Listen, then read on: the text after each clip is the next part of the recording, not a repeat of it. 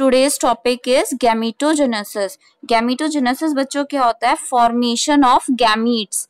Gameto means क्या होगा? Gametes का, and genesis means जहां भी genesis word use होगा means है formation. ठीक है, जहां भी genesis पढ़ोगे आप तो gametes का formation. और gametes कौन कौन से होते हैं? gametes दो होते हैं, एक मेल में और एक फीमेल में. जो मेल में गैमीट होता है वो कौन सा होता है? स्पर्म. और जो फीमेल में गैमीट होता है वो कौन सा होता है? ओवा.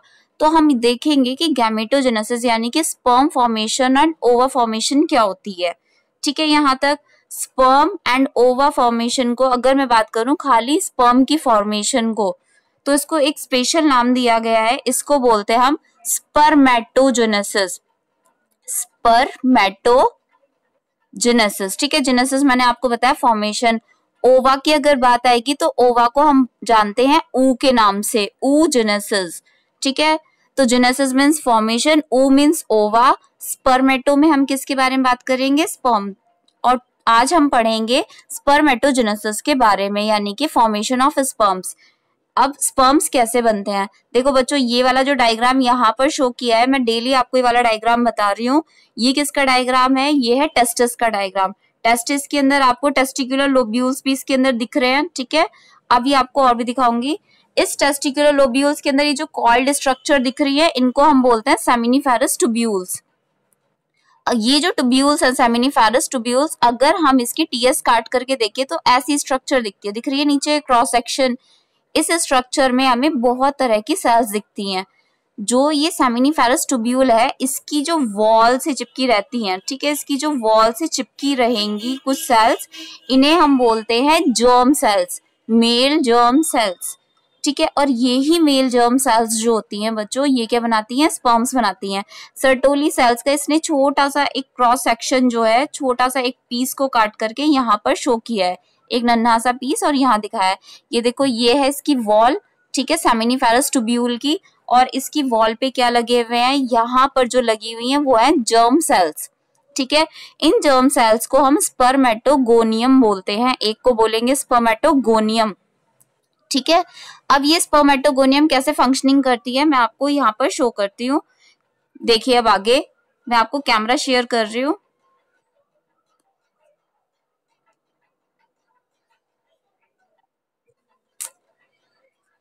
बच्चों बताइए, क्लियर दिख रहा है आपको?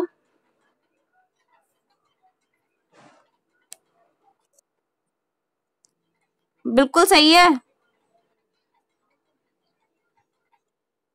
ओके, ध्यान दीजिए आप. यहाँ पर ये जो डायग्राम है अभी क्लियर हो जाएगा. ये ही वो डायग्राम है टेस्टिस का, हम जिसके बारे में डेली बात कर रहे हैं. जो इसकी मैंने शॉर्ट टर्म्स में इनके नाम लिखे हुए हैं. अगर मैं इसकी बात करती हूँ तो टेस्टिस की जो लेयर है, इस टेस्टिस की लेयर को हम क्या बोलते हैं? Tunica albuginea. ठीक है, ये लेयर क्या कहलाती है बच्चों? Tunica albuginea. क्लियर? इसके अंदर आपको ये बलून जैसी जो स्ट्रक्चर दिख रही है, जस्ट वेट, ये जो बलून जैसी स्ट्रक्चर दिख रही है, इस स्ट्रक्चर को बच्चों हम क्या बोलते हैं? Testicular lobules. कंपार्टमेंट्स होते हैं जो 250 से 300 इन नंबर होते हैं. ठीक है, इनके अंदर वाली जो इनर साइड की जो स्ट्रक्चर दिख रही है आपको, ये वाली स्ट्रक्चर, इसको बोलते हैं सेमिनिफेरस ट्यूब्यूल. एक टेस्टिकुलर लोब्यूल के अंदर कितनी सेमिनिफेरस ट्यूब्यूल होती हैं? 1 to 3, या तो 1 हो सकती है, या 2, या फिर 3. ठीक है, ये सारी की सारी, ठीक है, टेस्टिकुलर लोब्यूल से निकल करके सेमिनिफेरस ट्यूब्यूल्स एक जगह पर आकर के कंबाइन होती हैं. इस एक जगह को हम क्या बोलते हैं? रिटी टेस्टिस. यहाँ पर मैंने इनिशियल फॉर्म में लिखा है रिटी टेस्टिस आपको समझाने के लिए. ठीक है, ये रिटी टेस्टिस फिर आगे जाके एक स्ट्रेट लाइनिंग में आ जाती है जिसे हम बोलते हैं वास इफ्रेंशिया. ठीक है बच्चों, इसको हम क्या बोलेंगे? वास इफ्रेंशिया. ये वास इफ्रेंशिया फर्दर कॉइलिंग स्ट्रक्चर शो करती है जिसे हम क्या बोलते हैं? एपिडिडाइमिस.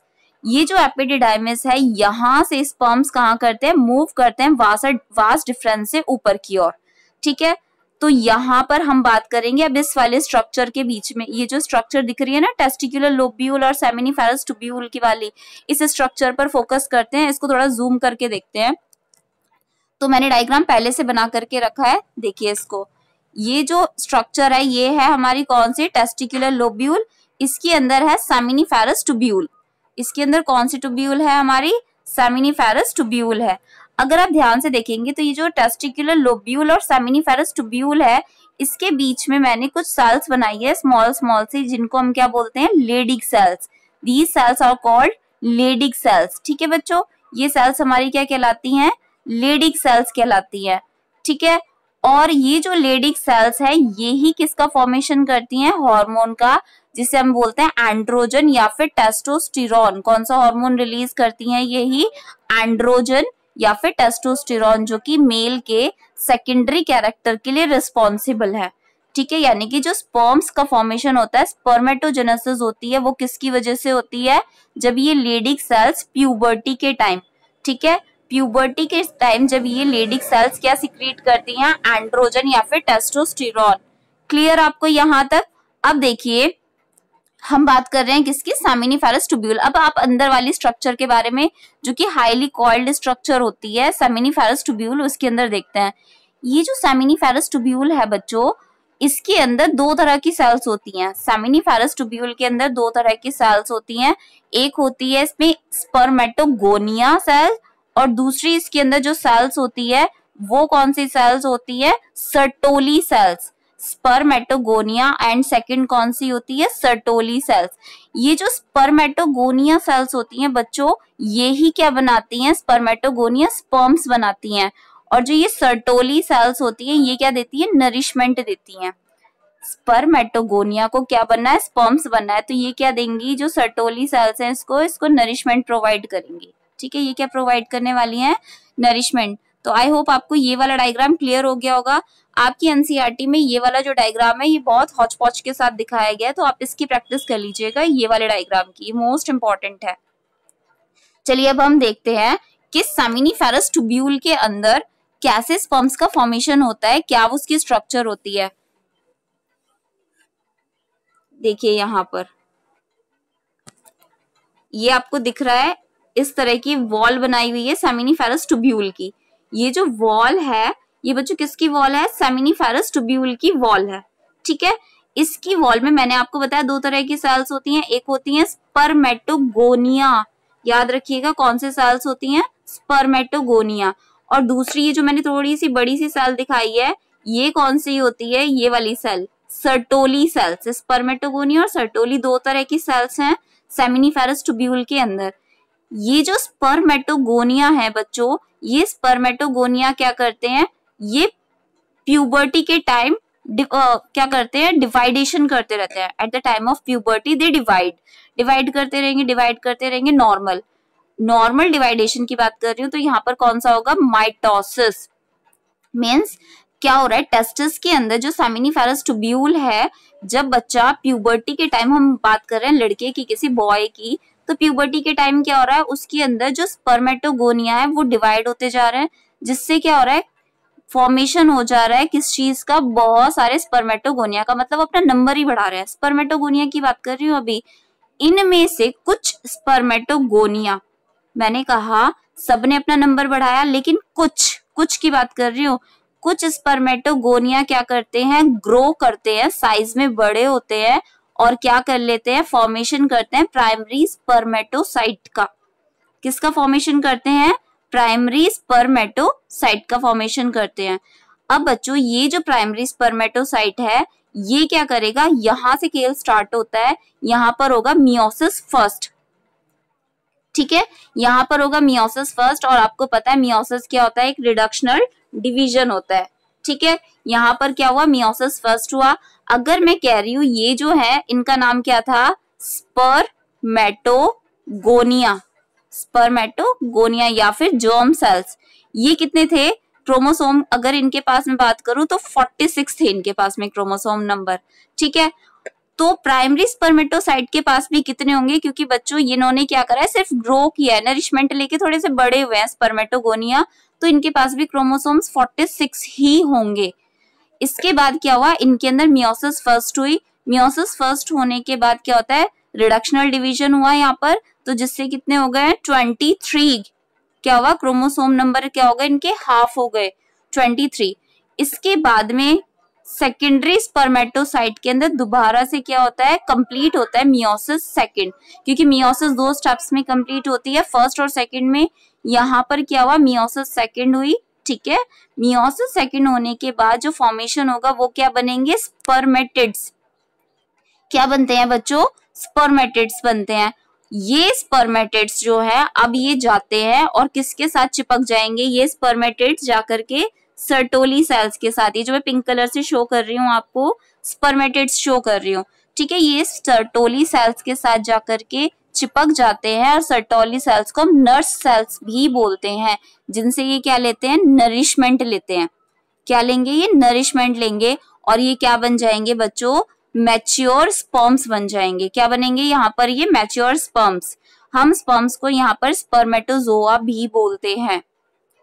फटाफट से एक बार मैं आपको बताती हूँ डायग्राम किसका बनाया, ये वाला मैंने, ये सेमिनिफेरस ट्यूब्यूल का। Seminiferous tubule contains 2 type of cells, spermatogonia and Sertoli cells, and Sertoli cells, ठीक है। 2 type of cells, the spermatogonia divides by mitosis and some of the spermatogonia grow in sites and forms primary spermatocytes। क्या बनाती हैं, primary spermatocytes बनाती हैं। This primary spermatocytes now undergoes first meiosis हुई and forms secondary spermatocyte। secondary spermatocyte होगा, meiosis complete होगी और क्या बन जाएगा, ये स्पर्मेटिड्स बन जाएंगे। अब ये स्पर्मेटिड्स कुछ कैसे होते हैं, कुछ इस तरह की स्ट्रक्चर में होते हैं और ये अपना नरिशमेंट किससे लेंगे, सर्टोली सेल से लेंगे। और किसका फॉर्मेशन हो जाता है बच्चों, फॉर्मेशन होता है स्पर्म्स का फॉर्मेशन होता है। आई होप आपको ये वाली स्टेप कंप्लीट हुआ, समझ आया आपको। Please drop your message in inbox. Okay guys, any doubt. मैंने आपको बताया स्पर्मेटोगोनिया प्यूबर्टी के टाइम सिर्फ नंबर्स में बढ़ते हैं, इंक्रीज होता है माइटोसिस से, और इनमें से कुछ स्पर्मेटोगोनिया ग्रो करेंगे, ठीक है, साइज में ग्रो करेंगे और किसका फॉर्मेशन कर जाते हैं, प्राइमरी स्पर्मेटोसाइट का। जो डिवीजन होगा वो किस में होगा, प्राइमरी स्पर्मेटोसाइट में डिवीजन होगा, जिसे सेकेंडरी स्पर्मेटोसाइट बनेगा, फिर स्पर्मेटिड्स बनेंगे और फिर स्पर्मेटोजोआ या फिर स्पर्म्स। अब एक चीज पे ध्यान दीजिए, ये जो स्पर्मेटिड से स्पर्म्स का फॉर्मेशन होता है, स्पर्मेटिड से जो स्पर्म्स का फॉर्मेशन होता है, इस प्रोसेस को हम क्या बोलेंगे, स्पर्मियोजेनेसिस। स्पर्मियोजेनेसिस बेटा मैंने आपको स्टार्टिंग में ही बताया था, जेनेसिस वर्ड अगर कहीं यूज होगा तो उसका मतलब क्या होगा, फॉर्मेशन। तो स्पर्मेटिड से स्पर्म्स का फॉर्मेशन क्या कहलाता है, स्पर्मियोजेनेसिस कहलाता है, ठीक है। The transformation from spermatids to sperms is called spermiogenesis. यहाँ तक कोई डाउट आपको हो तो आप पूछ सकते हैं। अब दूसरी बात सुनिए, और ये स्पर्मियोजेनेसिस जो प्रोसेस होगी वो कौन कंप्लीट कराएगा, वो कराएगी सर्टोली सेल्स, ठीक है। अब सर्टोली सेल्स जो है, जो सेमिनिफेरस ट्यूब्यूल्स हैं, देखो बच्चों ये जो सेमिनिफेरस ट्यूब्यूल्स है, इसके अंदर क्या हुआ, यहाँ पर कंप्लीट हो गए, स्पर्म्स बन गए। स्पर्म्स जब इस सेमिनिफेरस ट्यूब्यूल से बाहर आते हैं, मतलब कि कहाँ जाने वाले हैं, स्पर्म्स जाएंगे वास डिफरेंस के पास। जब जाएंगे यहाँ से एपिडिडाइमिस के पास से जब होकर के जाएंगे, तो रिलीज जो हो रहे हैं स्पर्म्स, कहाँ से रिलीज हो रहे हैं, सेमिनिफेरस ट्यूब्यूल से। तो releasing of sperms is called spermiation. दोनों टर्म्स आपको एक जैसी लग रही होंगी, लेकिन ध्यान रखिएगा स्पर्मिएशन क्या होता है, spermiation releasing of sperms from seminiferous tubules.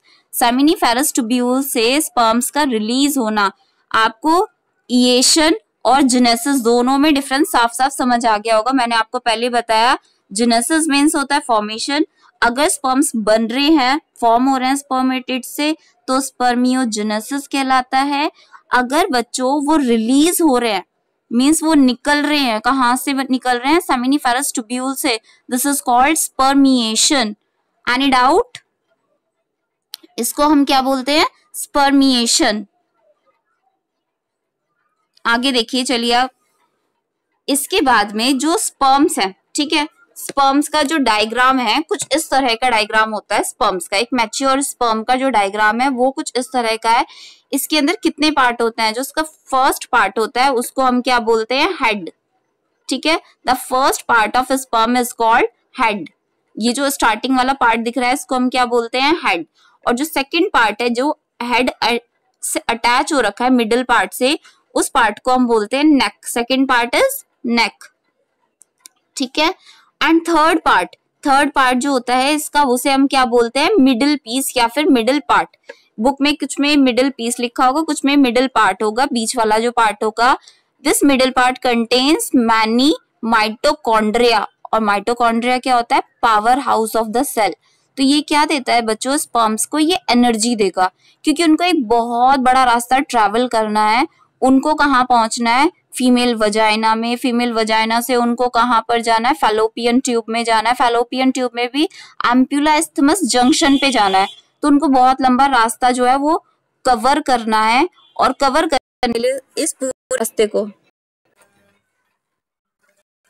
पूरे रास्ते को कवर करने के लिए बच्चों जो एनर्जी चाहिए वो एनर्जी को कौन प्रोवाइड करेगा? माइटोकॉन्ड्रिया। माइटोकॉन्ड्रिया किसके पास होते हैं? मिडिल पीस के पास में बहुत सारे माइटोकॉन्ड्रिया होते हैं। ठीक है, mitochondria provides energy to sperm. अब देखिए इसमें टेल का क्या फंक्शन होता है? फोर्थ पार्ट इसका होता है टेल। टेल क्या करता है? इसको मोबिलिटी देता है, मोटिलिटी, यानी कि फीमेल बॉडी के अंदर, फीमेल वजाइना के अंदर ये जो मोटाइल स्ट्रक्चर, ये जो चलने वाला है, ये किसके थ्रू चलेगा? ये चलेगा किसके थ्रू? टेल के थ्रू।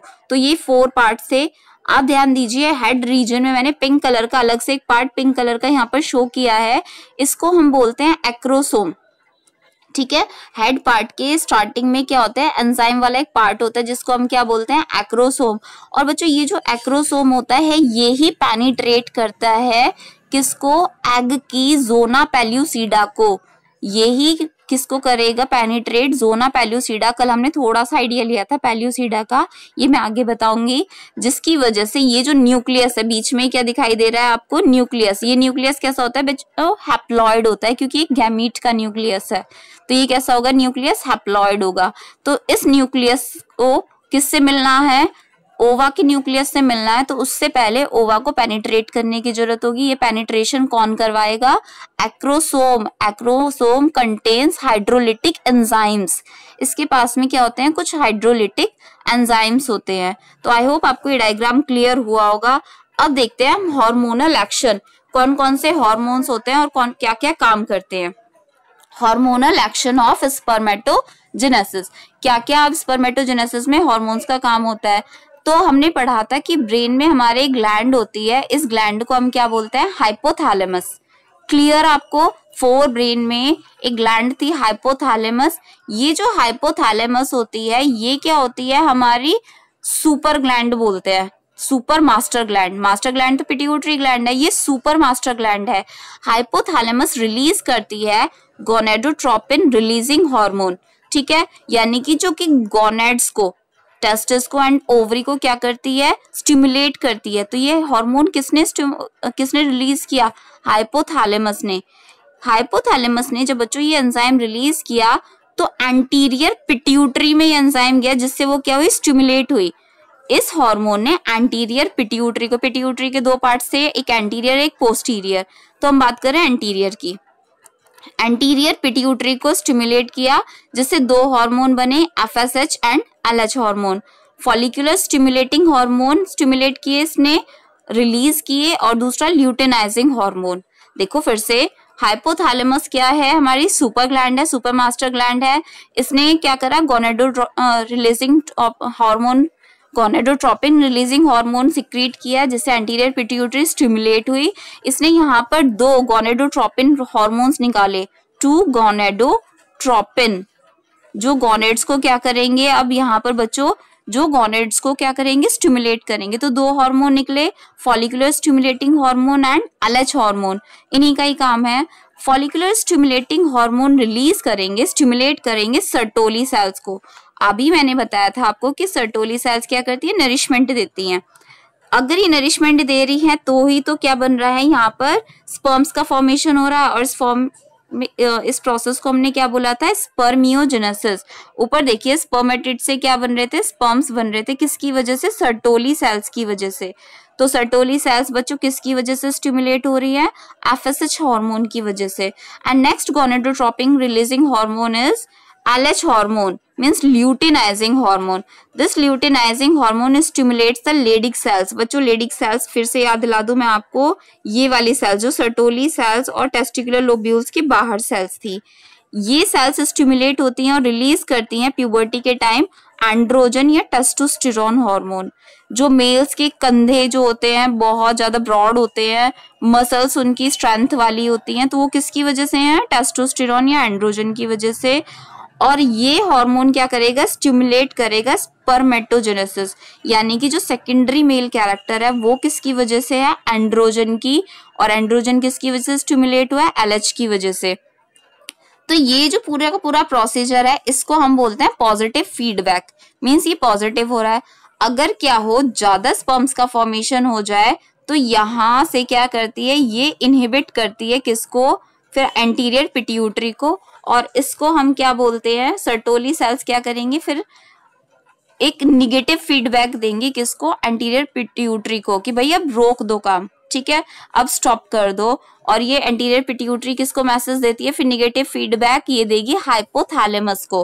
पॉजिटिव फीडबैक जो ब्लैक पेन से लिखी है, और अगर एक्सेस हो जाती है तो क्या जाती है, फिर निगेटिव फीडबैक कि प्लीज स्टॉप कर दीजिए आप इस प्रोसेस को अब, ठीक है। यहां तक आई होप आपको समझ आया हो। अब देखिए इसके अंदर जो स्पर्म्स एक टाइम पे, वन टाइम पर जो इजैक्यूलेशन होता है, कि एक टाइम पर एक मेल कितने सीमन में कितने स्पर्म्स होते हैं इसके अंदर, 200 से 300 इन मिलियंस इन नंबर, ठीक है, 200 से 300 मिलियंस होते हैं। ये देखिए आप एक इजैक्यूलेशन के टाइम पे, ठीक है। इनमें से, इन स्पर्म्स में से बच्चों 60% नॉर्मल होते हैं, ठीक है, 60% कैसे होंगे स्पर्म्स, नॉर्मल। और जो कि 40% होंगे वो विग्रस मोटिलिटी के होंगे, यानी कि उनके पास क्या होगी, स्पीड उनकी विग्रस होगी। क्यों, क्योंकि उनको, फिर मैंने बताया था अभी आपको कि एक बहुत बड़ा रास्ता कवर करना है उनको, फीमेल बॉडी के अंदर काफी लंबा ट्रेवल करना है, और मेल बॉडी से होकर के फीमेल बॉडी के एम्पुलास्थमस रीजन तक जाना है। तो इसी में 40% क्या होंगे, विग्रस मोटिलिटी के होंगे। और कोई एक स्पर्म 200 से 300 मिलियन में से कोई एक स्पर्म क्या करेगा, फीमेल के ओवा को फर्टिलाइज करने में हेल्प करेगा।